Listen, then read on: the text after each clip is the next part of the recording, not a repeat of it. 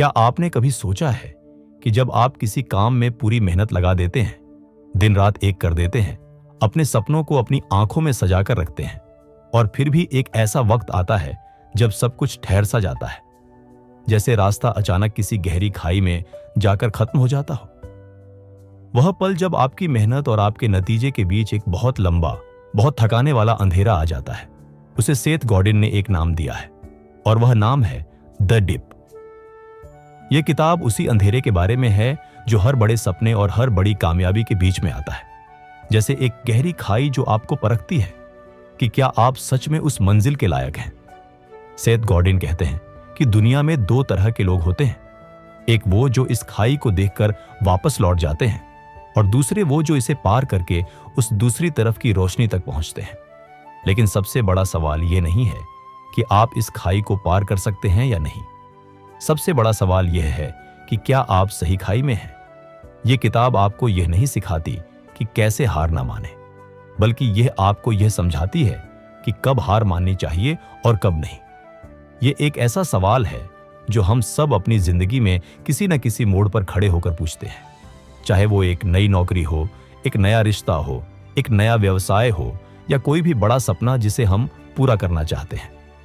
Seth गॉडिन की यह छोटी सी किताब उन सवालों का जवाब देती है जो बड़े बड़े मोटे ग्रंथ भी नहीं दे पाते, क्योंकि यह सीधे उस दर्द की बात करती है जो हम सब महसूस करते हैं जब हम किसी काम के बीच में फंस जाते हैं। तो आइए इस यात्रा पर चलते हैं, उस खाई को समझने की यात्रा जो आपकी जिंदगी बदल सकती है। इस किताब का हर पन्ना एक नया सवाल उठाता है, और हर जवाब आपको अपने आप के और करीब ले जाता है। आज हम उस अंधेरे में उतरेंगे, उसे समझेंगे, और फिर उस रोशनी की तरफ बढ़ेंगे जो उस पार इंतजार कर रही है। सेथ गॉडिन अपनी बात एक बहुत सरल लेकिन गहरी सच्चाई से शुरू करते हैं। दुनिया में सिर्फ सबसे अच्छे को ही याद किया जाता है, बाकी सब भुला दिए जाते हैं। जब आप किसी अच्छे डॉक्टर के पास जाते हैं तो आप शहर के सबसे अच्छे डॉक्टर के पास जाना चाहते हैं, दूसरे नंबर के डॉक्टर के पास नहीं। जब आप कोई किताब खरीदते हैं तो उस विषय की सबसे अच्छी किताब खरीदते हैं, 5वीं या 10वीं नंबर की नहीं। दुनिया की यह प्रकृति है कि वह नंबर 1 को असाधारण इनाम देती है और बाकी सबको लगभग कुछ नहीं। यह सुनने में कठोर लगता है, लेकिन यही वो सच्चाई है जिसे हम सब अपने दिल में कहीं ना कहीं जानते हैं, पर मानने से डरते हैं। सेथ गॉडिन इसे विनर टेक ऑल दुनिया कहते हैं, जहां सबसे ऊपर खड़े इंसान को असीमित अवसर मिलते हैं और थोड़ा सा नीचे खड़े इंसान को बहुत कम।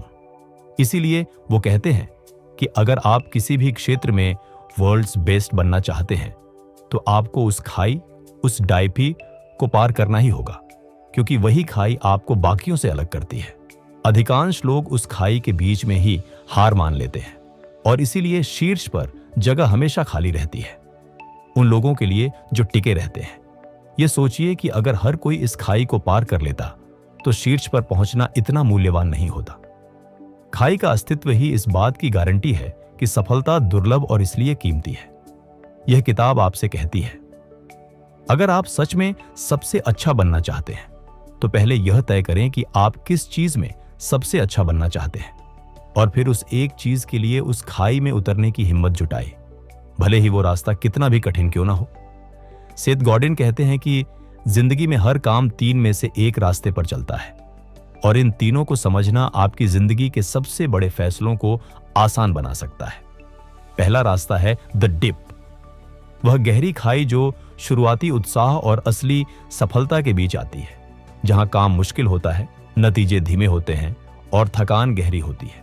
दूसरा रास्ता है द कल्ड डे सैक, यानी एक बंद गली, जहां आप चाहे कितनी भी मेहनत करें, कुछ बदलता नहीं, कोई आगे की राह नहीं है, और आप बस उसी जगह घूमते रहते हैं। तीसरा रास्ता है द क्लिफ, एक खड़ी चट्टान जो शुरू में बहुत अच्छी लगती है, ऊपर जाती है, लेकिन अचानक एक दिन नीचे गिर जाती है और सब कुछ खत्म हो जाता है। द डिप एकमात्र ऐसा रास्ता है जिसे पार करना उचित है, क्योंकि इसके पार असली कामयाबी है। द कलडैक में रहना समय और ऊर्जा की बर्बादी है, क्योंकि वहां से कोई रास्ता आगे नहीं जाता। द क्लिफ सबसे खतरनाक है, क्योंकि यह आपको एक झूठी सफलता का एहसास देती है और फिर एक दिन सब कुछ छीन लेती है। सेथ गॉडिन का सबसे गहरा संदेश यही है कि हमें यह पहचानना सीखना होगा कि हम किस रास्ते पर हैं। अगर आप द कलडैक में हैं तो छोड़ना सबसे बुद्धिमानी का काम है। अगर आप द डिप में हैं और वो काम आपके लिए सही है तो रुकना सबसे मूर्खतापूर्ण काम है। यह समझ, यह भेद ही इस पूरी किताब का दिल है और यही वो ज्ञान है जो आपको जिंदगी के हर बड़े मोड़ पर सही दिशा दिखा सकता है। हम सबको बचपन से एक बात सिखाई जाती है, कभी हार मत मानो, छोड़ना कायरता है, जो शुरू करो उसे पूरा करो। लेकिन सेथ गॉर्डन इस पुरानी सोच को एक नई रोशनी में देखने की बात करते हैं और कहते हैं कि कभी कभी छोड़ना सबसे साहसी और सबसे बुद्धिमान काम होता है। सोचिए उस इंसान के बारे में जो सालों से एक ऐसी नौकरी में काम कर रहा है जो उसे आगे नहीं ले जाती, जो उसकी क्षमता का सम्मान नहीं करती, जो उसके सपनों से मेल नहीं खाती, और फिर भी वो सिर्फ इसलिए वहां टिका है क्योंकि छोड़ना बुरी बात है। ये टिके रहना नहीं, ये डर है, ये अनिश्चितता का भय है जो उसे उस बंद गली में कैद किए हुए है। सेथ गॉर्डन कहते हैं कि स्ट्रेटेजिक क्विटिंग यानी सोच समझकर छोड़ना एक कला है, और जो लोग इस कला में माहिर होते हैं वे अपनी ऊर्जा उन चीजों में लगाते हैं जो वाकई मायने रखती हैं। छोड़ना तब गलत होता है जब आप द डिप में होते हैं और घबराहट में, भावनाओं में बह जाते हैं। छोड़ना तब सही होता है जब आप शांत दिमाग से देखते हैं कि यह रास्ता कहीं नहीं जाता। बहुत से लोग गलत चीजों में इसलिए टिके रहते हैं क्योंकि उन्होंने पहले से तय नहीं किया था कि किन परिस्थितियों में वे छोड़ेंगे। सेथ गॉर्डन का मशवरा है, पहले से ही यह तय करें कि अगर यह हुआ या वो नहीं हुआ तो मैं यह काम छोड़ दूंगा। इस तरह आप भावनाओं की लहर में नहीं बहते, बल्कि अपने फैसले को पहले से सोची हुई रणनीति पर आधारित करते हैं। यह एक गहरी समझ है कि छोड़ने का साहस भी उतना ही बड़ा होता है जितना टिके रहने का साहस। हर बड़े सपने की शुरुआत में एक अद्भुत जादू होता है, एक नई उत्तेजना, एक नया उत्साह, एक ऐसी ऊर्जा जो आपको लगता है कि आप पहाड़ भी हिला सकते हैं। जब आप कोई नया काम शुरू करते हैं, चाहे वो एक नया व्यवसाय हो, एक नया कोर्स हो, एक नया रिश्ता हो या एक नई कला, शुरू में सब कुछ रोमांचक लगता है और हर दिन कुछ नया सीखने को मिलता है। यही वो समय होता है जब हम सबसे ज्यादा प्रेरित होते हैं, जब हम सबसे ज्यादा सीखते हैं और जब हमें लगता है कि सफलता बस अगले मोड़ पर खड़ी है। सेथ गॉर्डन इस शुरुआती दौर को एक ऊपर चढ़ती हुई रेखा के रूप में दिखाते हैं, जहां मेहनत और नतीजे दोनों साथ साथ बढ़ते हैं और आपको हर कदम पर संतुष्टि मिलती है। लेकिन फिर एक दिन वह जादू थोड़ा फीका पड़ने लगता है, नएपन की चमक कम होने लगती है और असली मेहनत का वक्त शुरू होता है। यही वो मोड़ है जहां से द डिप शुरू होती है, जहां काम कठिन हो जाता है, नतीजे धीमे हो जाते हैं और थकान भारी हो जाती है। ये वो परीक्षा है जो आपसे पूछती है, क्या आप सच में इस काम के लिए बने हैं? क्या आपका जुनून उस थकान से बड़ा है? क्या आपका सपना उस दर्द से बड़ा है? बहुत से लोग यहीं पर रुक जाते हैं, वापस लौट जाते हैं और कोई नया रोमांचक काम शुरू कर देते हैं, और इस तरह वे हमेशा शुरुआत के जादू में जीते हैं, लेकिन कभी उस गहरी टिकाऊ सफलता को नहीं छूते जो सिर्फ द डिप को पार करने के बाद मिलती है। यह समझना बहुत जरूरी है कि शुरुआत का उत्साह और द डिप की थकान दोनों उसी यात्रा के हिस्से हैं। एक के बिना दूसरे का कोई अस्तित्व नहीं। द डिप सिर्फ कोई अमूर्त विचार नहीं है, यह आपकी जिंदगी में हर उस जगह मौजूद है जहां आपने कुछ बड़ा हासिल करने की कोशिश की है। जब एक डॉक्टर मेडिकल की पढ़ाई करता है तो पहले कुछ साल रोचक होते हैं, नई चीजें सीखने का रोमांच होता है, लेकिन फिर आता है वो लंबा थकाने वाला दौर जब हर दिन एक जैसा लगता है, परीक्षाएं कठिन होती है, इंटर्नशिप में रातें जागनी पड़ती हैं और सफलता बहुत दूर लगती है। यही उस डॉक्टर की डिप है।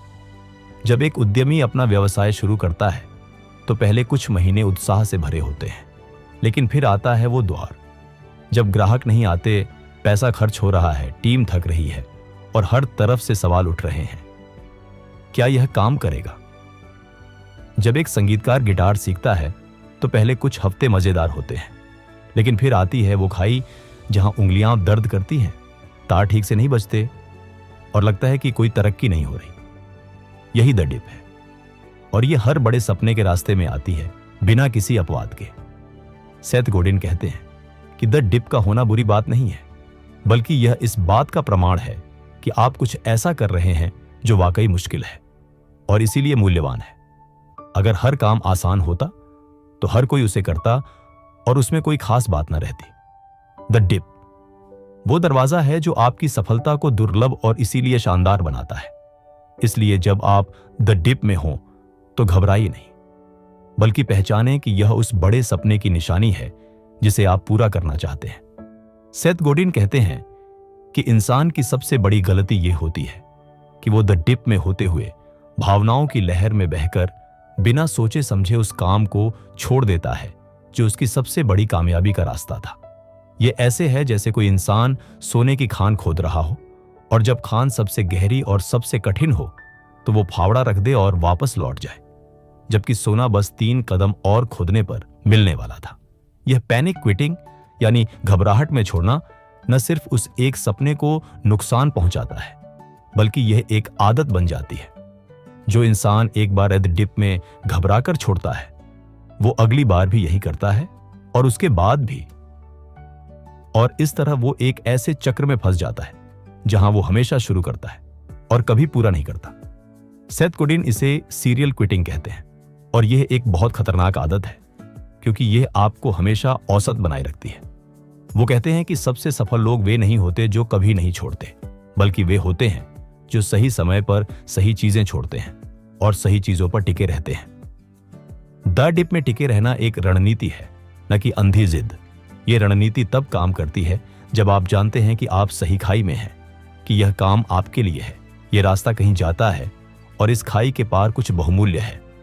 इसलिए द डिप में होते हुए सबसे पहला काम यह नहीं है कि आप और मेहनत करें, बल्कि यह है कि आप रुककर यह सवाल पूछें, क्या मैं सही खाई में हूं? तो सबसे बड़ा सवाल यही है, आप कैसे जानें कि आप सही खाई में हैं या गलत?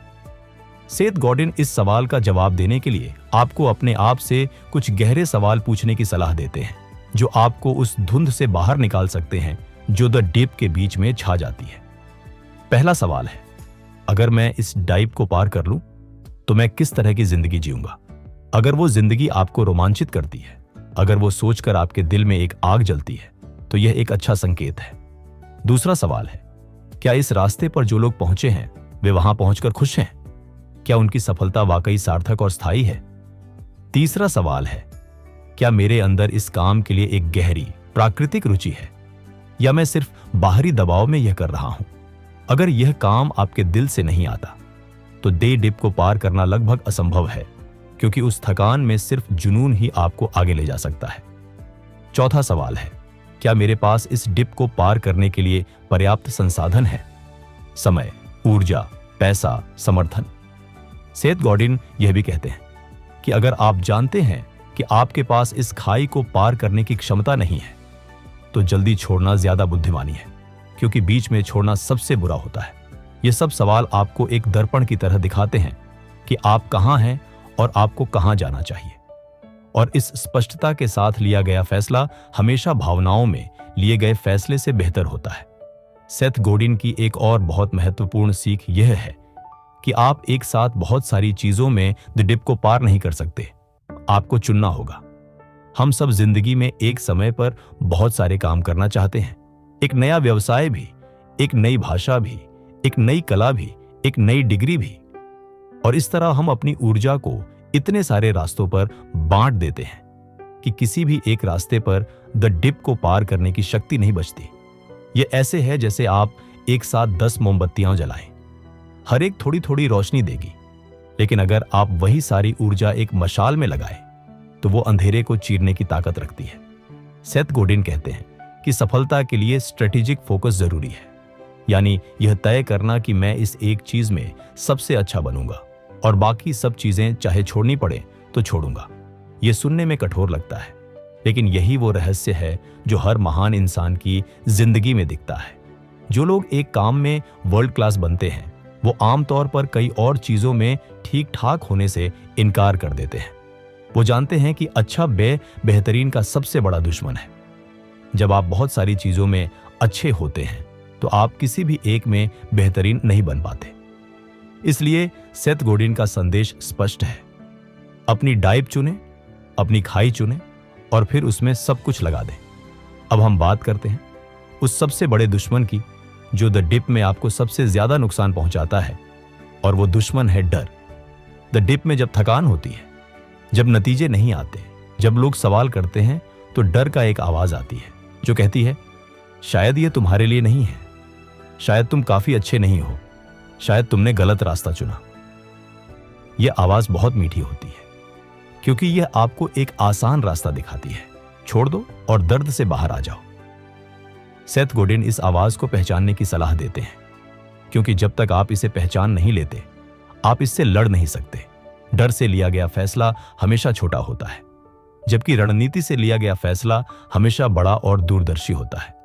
अगर आप द डिप में हैं और छोड़ने के बारे में सोच रहे हैं, तो पहले यह पूछें, क्या मैं डर की वजह से छोड़ रहा हूं या सोच समझकर? अगर जवाब डर है तो रुकिए। अगर जवाब एक ठंडे दिमाग की रणनीति है तो आगे बढ़िए। सेथ गोडिन ये भी कहते हैं कि द डीप में सबसे खतरनाक समय वो होता है जब आप सबसे ज्यादा थके हुए होते हैं, क्योंकि तब डर सबसे तेज बोलता है। इसीलिए वे कहते हैं कि द डिप में रहते हुए बड़े फैसले मत लो। ठीक है, पहले थोड़ा आराम करो, थोड़ा नजरिया बदलो और फिर शांत दिमाग से फैसला करो। यह ज्ञान बहुत छोटा सा लगता है, लेकिन इसने लाखों लोगों की जिंदगी में एक बड़ा फर्क किया है। सेथ गोडिन एक और बहुत गहरी बात कहते हैं जो हमें यह समझाती है कि द डिप का पार करना इतना मूल्यवान क्यों है। वो कहते हैं कि दुनिया में एक्सेलेंस यानी श्रेष्ठता दुर्लभ है और यही उसकी सबसे बड़ी ताकत है। जब आप किसी काम में सच में वर्ल्ड क्लास बन जाते हैं, तो दुनिया आपके पास आती है। आपको आपके पास आने की जरूरत नहीं पड़ती। एक महान डॉक्टर को मरीज ढूंढने नहीं पड़ते, मरीज उसे ढूंढते हैं, चाहे वो कितनी भी दूर क्यों ना हो। एक महान लेखक को प्रकाशक ढूंढने नहीं पड़ते, प्रकाशक उसे ढूंढते हैं। एक महान शेफ को ग्राहक ढूंढने नहीं पड़ते, ग्राहक उसके रेस्टोरेंट के बाहर लाइन लगाते हैं। यही स्कैरसिटी ऑफ एक्सेलेंस की ताकत है। और यह स्कैरसिटी इसलिए है क्योंकि अधिकांश लोग द डिप को पार नहीं करते। वे बीच में ही रुक जाते हैं और औसत बने रहते हैं। इसीलिए जो लोग उस खाई को पार करते हैं, उन्हें एक ऐसी दुनिया मिलती है जहां प्रतियोगिता बहुत कम होती है और अवसर बहुत ज्यादा। सेठ गॉडिन कहते हैं कि अगर आप अपने शहर के सबसे अच्छे प्लम्बर हैं, तो आपको काम की कमी कभी नहीं होगी, क्योंकि सबसे अच्छा हमेशा मांग में रहता है। यह संदेश बहुत सरल है, लेकिन बहुत शक्तिशाली है। एक्सेलेंस की खोज द डिप से होकर जाती है, और द डिप के पार एक ऐसी दुनिया है जहां आप खुद अपनी कीमत तय करते हैं। सेथ गोडिन द डिप को सिर्फ एक मुश्किल दौर नहीं, बल्कि एक जगह के रूप में देखते हैं जिसका एक भूगोल है, एक आकार है, एक गहराई है। यह खाई हर क्षेत्र में अलग अलग होती है। किसी में यह बहुत गहरी और लंबी होती है, किसी में थोड़ी उथली और छोटी। मेडिकल स्कूल की डिप बहुत गहरी है, सालों की मेहनत, लाखों की पढ़ाई, रातों की नींद। लेकिन इसीलिए एक अच्छे डॉक्टर की कमाई और सम्मान भी बहुत अधिक होता है। एक सुपरस्टार म्यूजिशियन बनने की डिप बेहद गहरी है, सालों की प्रैक्टिस, अनगिनत रिजेक्शन और एक लंबा अनिश्चित दौर। लेकिन जो उसे पार कर लेते हैं, वो पूरी दुनिया को अपना मंच बनाते हैं। जितनी गहरी डिप, उतना बड़ा इनाम। यह एक प्राकृतिक नियम है। सेथ गोडिन कहते हैं कि यह सोचकर द डिप में जाए कि यह खाई कितनी गहरी है, क्योंकि अगर डिप उथली होती और इसे पार करना आसान होता, तो सफलता भी छोटी होती। एक छोटे शहर का सबसे अच्छा रेस्टोरेंट, उसकी डिप उथली है और इसीलिए उसकी सफलता भी एक सीमा में है। दुनिया का सबसे अच्छा रेस्टोरेंट, उसकी डिप बहुत गहरी है, लेकिन उसकी सफलता भी असीमित है। इसलिए जब आप किसी डिप में जाने का फैसला करें, तो यह भी सोचें कि उस डिप की गहराई और उसके पार की सफलता का अनुपात आपके लिए सही है या नहीं। यह एक व्यावहारिक सोच है जो आपको न सिर्फ टिके रहने में, बल्कि सही दिशा चुनने में भी मदद करती है। सेठ गॉडिन की यह सोच सिर्फ व्यवसाय और करियर तक सीमित नहीं है, यह रिश्तों में भी उतनी ही सच है, और शायद वहां यह और भी गहरी बात कहती है। हर गहरा रिश्ता एक डिप से गुजरता है। शादी के शुरुआती उत्साह के बाद वो द्वार आता है जब जिम्मेदारियां बढ़ती हैं, मतभेद सामने आते हैं, और वो रोमांस जो पहले था वो थोड़ा फीका पड़ने लगता है। यही रिश्ते की डिप है, और यह वो जगह है जहां बहुत से लोग हार मान लेते हैं, नया रिश्ता ढूंढ लेते हैं और फिर उस नए रिश्ते में भी वही डिप आती है। जो लोग अपने रिश्ते की डिप को पार करते हैं वे एक गहरी, परिपक्व और अटूट बंधन की दुनिया में पहुंचते हैं जो शुरुआती रोमांस से कहीं ज्यादा खूबसूरत होती है। दोस्ती में भी यही होता है। शुरू में दोस्ती आसान और मजेदार होती है, लेकिन जब जिंदगी के उतार चढ़ाव आते हैं, जब एक दोस्त को दूसरे की जरूरत होती है और देने में तकलीफ होती है, यही दोस्ती की डिप है। जो इस डिप को पार करते हैं वे जिंदगी भर के दोस्त बनते हैं। सेथ गॉडिन कहते हैं कि रिश्तों में द डिप को पहचानना और उसे पार करने का चुनाव करना सबसे बड़े साहस का काम है, क्योंकि रिश्ते में छोड़ना आसान है, टिके रहना मुश्किल, लेकिन उस मुश्किल के पार जो मिलता है वो किसी भी कीमत पर खरीदा नहीं जा सकता। इसलिए अगली बार जब आपके किसी रिश्ते में एक कठिन दौर आए तो पहले यह पूछें, क्या यह एक डिप है या एक कल्ड डे सैक? यह एक सवाल आपको बहुत कुछ बचा सकता है। हम सब जानते हैं कि दुनिया में इंटरनेट और वैश्वीकरण ने एक अद्भुत काम किया है। अब किसी भी चीज में सबसे अच्छे की पहुंच पूरी दुनिया तक है। पहले जब आप किसी छोटे शहर में रहते थे तो वहां का सबसे अच्छा डॉक्टर पूरे शहर को सेवा दे सकता था, लेकिन आज एक ऑनलाइन कोर्स के जरिए दुनिया का सबसे अच्छा शिक्षक करोड़ों छात्रों तक पहुंच सकता है। और इसका मतलब है कि दूसरे नंबर के शिक्षक की मांग लगभग खत्म हो गई है। यही वो बदलाव है जिसने द डिप को पार करना और भी जरूरी बना दिया है। सेथ गॉडिन कहते हैं कि डिजिटलाइजेशन ने विनर टेक ऑल दुनिया को और भी एक्सट्रीम बना दिया है। अगर आप अपने क्षेत्र में बेस्ट इन द वर्ल्ड नहीं हैं, जो आपकी दुनिया के लिए हो सकती है, आपका शहर, आपका उद्योग, आपका नीच, तो आपके ग्राहक इंटरनेट पर जाकर आपसे बेहतर किसी और को ढूंढ लेंगे। इसीलिए आज के युग में द डिप को पार करना और किसी एक चीज में ट्रूली एक्सीलेंट बनना उससे भी ज्यादा जरूरी है जितना पहले था। यह एक कठोर सच्चाई है, लेकिन इसे समझना आपको एक स्पष्टता देता है कि आपको अपनी ऊर्जा कहां लगानी चाहिए। अगर आप हर काम में ठीक ठाक हैं तो आज की दुनिया में आप भीड़ में खो जाएंगे, लेकिन अगर आप एक काम में असाधारण हैं तो दुनिया आपको ढूंढेगी। द डिप इसी असाधारणता का द्वार है। सेथ गॉडिन अपनी किताब में एक ऐसी बात कहते हैं जो पहली बार सुनने में अजीब लगती है, लेकिन बाद में बहुत गहरी समझ में आती है। Quit the right stuff, stick with the right stuff, यानी सही चीजें छोड़ो और सही चीजों पर टिके रहो। लेकिन इसके लिए सबसे पहले आपको यह जानना होगा कि आपके लिए सही चीज क्या है। सेथ गॉडिन कहते हैं कि यह जानने का सबसे अच्छा तरीका यह है कि आप पहले से, जब आप उत्साह में हों, जब आप साफ सोच सकते हों, यह तय करें कि किन परिस्थितियों में आप इस काम को छोड़ेंगे। उदाहरण के लिए, एक उद्यमी पहले से तय कर सकता है, अगर 2 साल में 1 लाख की मंथली रेवेन्यू नहीं आई तो मैं इस मॉडल को छोड़ दूंगा। यह एक प्री कमिटमेंट है, एक वादा जो आप खुद से करते हैं, ठंडे दिमाग से, ताकि जब द डिप में घबराहट हो तो आप भावनाओं में न बह जाएं। सेथ गॉडिन यह भी कहते हैं कि अगर आपने यह प्री कमिटमेंट नहीं किया है तो द डिप में आप हमेशा बस थोड़ा और करते रहेंगे, और यह थोड़ा और कभी कभी आपको उस जगह खींच ले जाता है जहां से निकलना बहुत मुश्किल हो जाता है। इसलिए शुरुआत में ही यह रेखाएं खींचो कि तुम कहां रुकोगे, ताकि जब वो मोड़ आए तो तुम्हें एक स्पष्ट, पहले से सोचा हुआ जवाब मिले, न कि डर और कंफ्यूजन। द डिप को पार करने के लिए सबसे जरूरी चीज है साहस। वो साहस जो आपको उस अंधेरे में आगे बढ़ने देता है जब रोशनी दिखाई नहीं देती। सेथ गॉडिन कहते हैं कि साहस का मतलब डर का ना होना नहीं है, साहस का मतलब है डर के बावजूद आगे बढ़ना।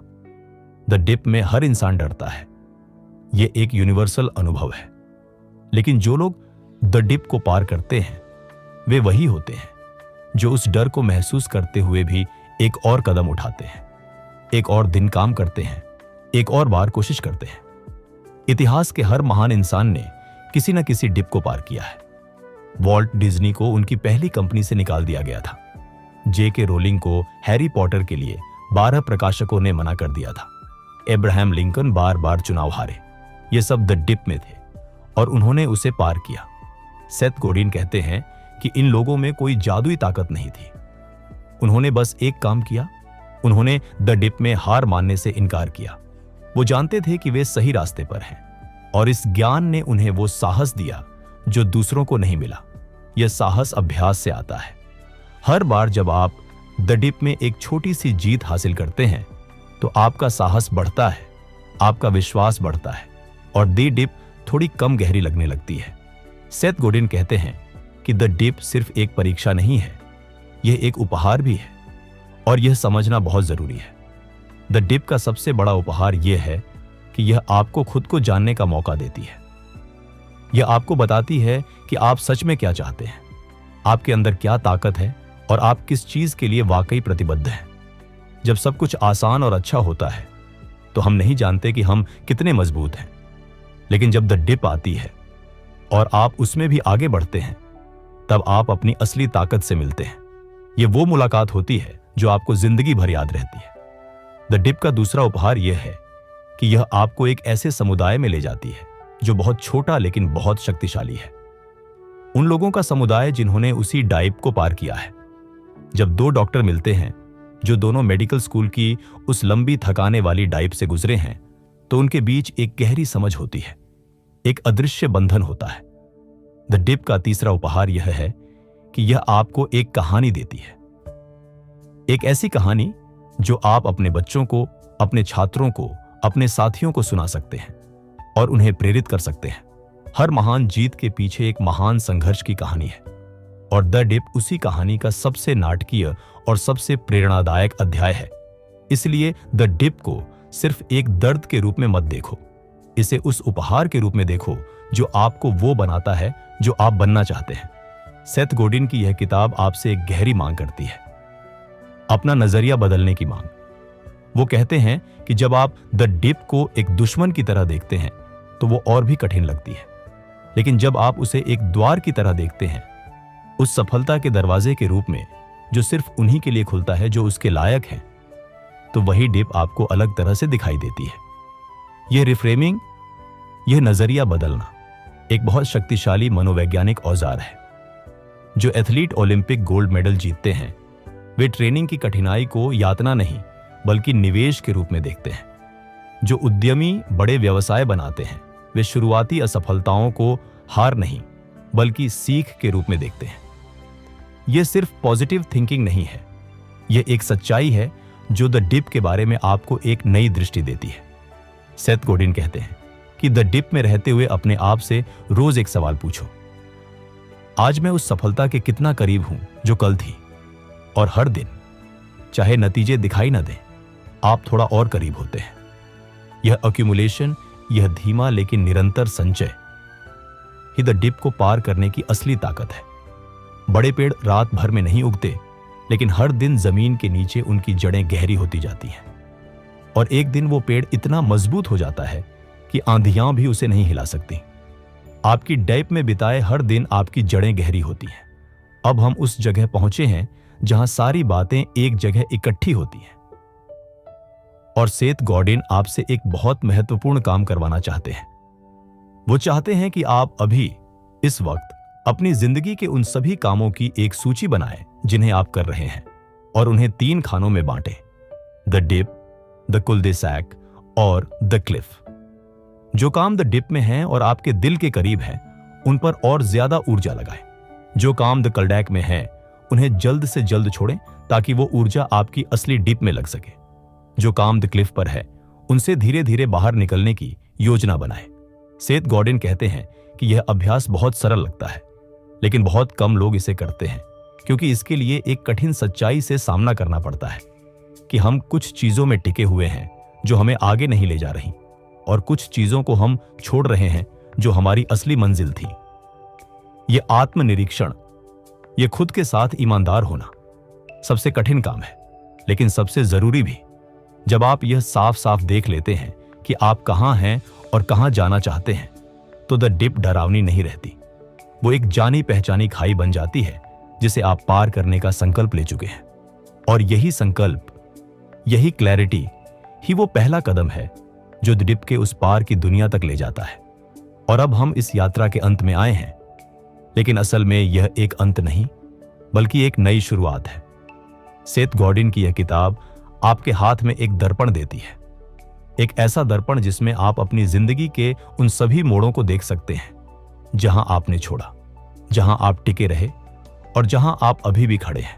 यह किताब आपसे यह नहीं कहती कि आप हमेशा टिके रहें। यह आपसे कहती है कि आप समझदारी से चुनें कि कब टिकना है और कब छोड़ना है। जिंदगी बहुत छोटी है उन खाइयों को पार करने के लिए जो कहीं नहीं जाती। इसलिए अपनी ऊर्जा उन खाइयों पर लगाएं जो आपको उस जगह ले जाती हैं जहां आप सच में जाना चाहते हैं। द डिप एक दर्द नहीं, एक परीक्षा नहीं, द डिप एक वादा है। यह वादा है कि अगर आप आज थोड़ा और धैर्य रखें, आज थोड़ा और मेहनत करें, आज थोड़ा और विश्वास रखें, तो कल वो सुबह आएगी जब आप उस खाई के दूसरी तरफ खड़े होंगे और पीछे मुड़कर देखेंगे और आपके दिल में एक गहरी, शांत और अटूट खुशी होगी जो सिर्फ उन्हें मिलती है जिन्होंने उस अंधेरे में भी रोशनी की तलाश नहीं छोड़ी। तो आज इस वक्त अपने आप से एक सवाल पूछिए, मेरी डिप कौन सी है और क्या मैं उसे पार करने के लिए तैयार हूं? अगर जवाब हां है तो बस एक कदम आगे बढ़ाइए, क्योंकि वो एक कदम ही द डिप को पार करने की शुरुआत है और हर महान यात्रा एक ऐसे ही एक कदम से शुरू होती है।